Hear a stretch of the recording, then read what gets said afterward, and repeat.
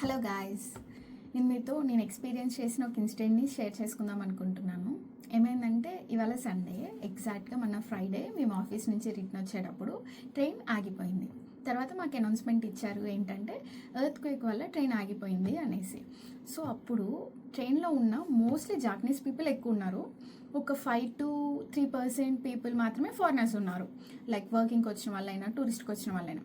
But ఏంటంటే ఏ ఒక్కళ్ళు కూడా వాళ్ళు చేసే పని నుంచి కంగారు పడిపోయి ఏదో పానిక్ అయిపోలేదు. వాళ్ళు ఇంతకుముందు ట్రైన్ ఆగకముందు ఏం చేస్తున్నారో, ట్రైన్ ఆగి ఎర్త్క్వేక్ వల్ల ఆగింది అని చెప్పినప్పుడు కూడా అలాగే రియాక్ట్ అయ్యారు. వాళ్ళు అసలు ఇంతగానం పట్టించుకోలేదు. ఎవరైతే ఫోన్ స్క్రోల్ చేస్తున్నారో వాళ్ళు స్క్రోల్ చేస్తూనే ఉన్నారు, ఎవరైతే బుక్ చదువుతున్నారో వాళ్ళు బుక్ చదువుతూనే ఉన్నారు. కనీసం పక్కన ఉన్న మనిషితోని ట్రైన్ ఆగిపోయింది అన్నట్టు కూడా ఎవ్వరూ మాట్లాడలేదు. చాలా కామ్గా హ్యాండిల్ చేశారనిపించింది. అసలు నిజంగా వీళ్ళ డిసిప్లిన్కి కానీ వీళ్ళ గవర్నమెంట్ మీద ఉన్న నమ్మకానికి కానీ చాలా చాలా హ్యాట్స్ ఆఫ్ అండి.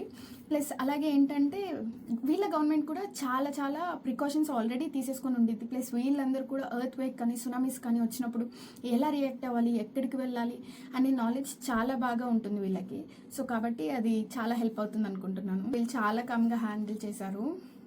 నాకు దీని నుంచి అనిపించింది ఏంటంటే ఎంత పెద్ద సిచ్యువేషన్ అయినా సరే కొన్నిసార్లు మనం కామ్గా రియాక్ట్ అవుతే దాని తర్వాత వచ్చే రిజల్ట్స్ కూడా అలాగే ఉంటాయి అనిపించింది.